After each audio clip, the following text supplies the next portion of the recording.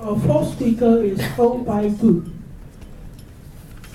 B, C, D, and F.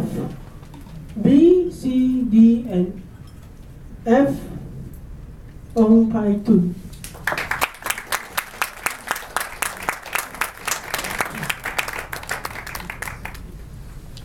Sorry, correction. B, C, D, and P. Aung by Group.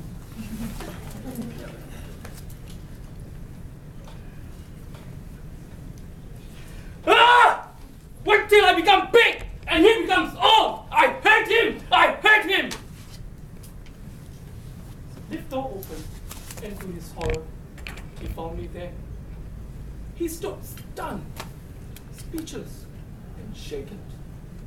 Blood drained from his face as he turned pale with fear. The anger he had in his eyes disappeared like hair on the Israeli officer's head. Mr. Contractor, fellow Toastmasters, and friends, what would you do if you were me on that morning?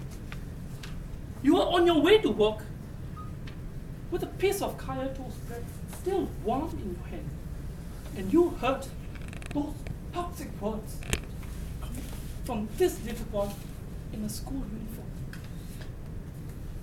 I didn't know his name, but I knew this boy. We have met many times in the same lift because he lives in the unit right above mine. Sadly, I've heard him cry too many times.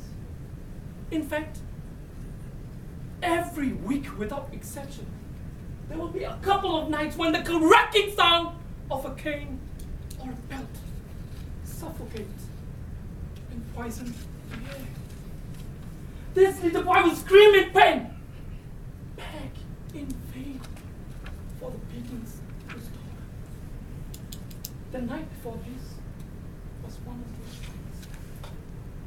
I saw fresh bruises on his arms and legs. I tried to resist, but I couldn't.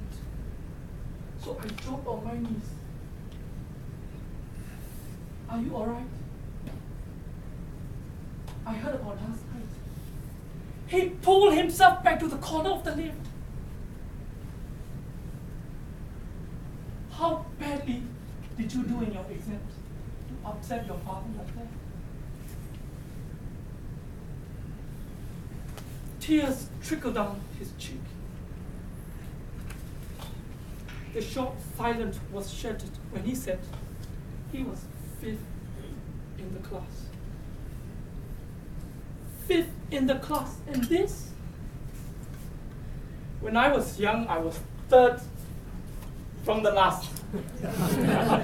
And my father didn't even cane me because I hit the kid.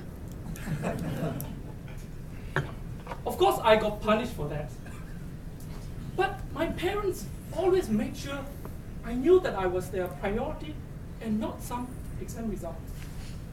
Clearly, his parents are getting their priorities wrong. And if they don't get their priorities right, they are going to destroy the relationship with their son. I remember a story my grandfather told me about life and priorities.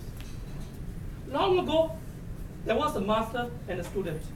One night, the student approached the master and asked, "Master, what is life?"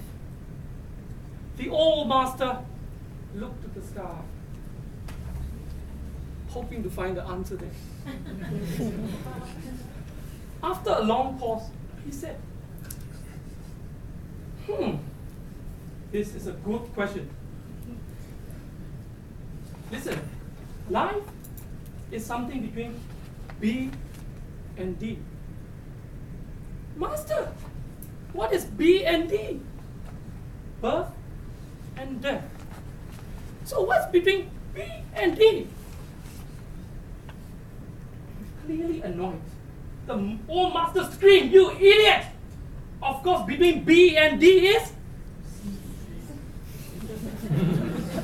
and C is the choices we make between our birth and death. And the choices we make depends on the priorities we set. That's the life principle of B, C, D, and P. Our priorities determine our life, not our life determine our priorities.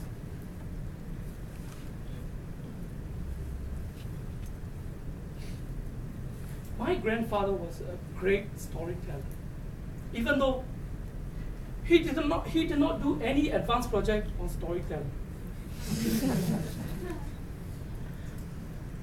Gandhi once said, "Our actions express our priorities." Ladies and gentlemen, considering the collective actions of our societies, are we getting our priorities right? I once read an essay written by Dr. Bob Moorhead from the United States. It was honest, thoughtful, and accurate reflection of our actions and priorities. The title was Paradox of Our Time. Maybe some of you have heard it. He wrote, "We have taller buildings, but shorter tempers, wider freeways, but narrower viewpoints, bigger houses, smaller families. We focus on convenience, not compassion. Titles, not tolerance. Results, not relationship." Ladies and gentlemen, my goal tonight is not to disappoint you with those facts, but my goal is to share with you what I have learned from my grandfather. Ladies and gentlemen, we need to get our priorities right in life, because our priorities determine our life. The priorities determine the quality, the impact, the importance of our life. Back in the lift, and for my niece, I gave him the kaya toast bread I had in my hand, trying to ease some of his pain. But in my heart, I was praying that his parents get their priorities right.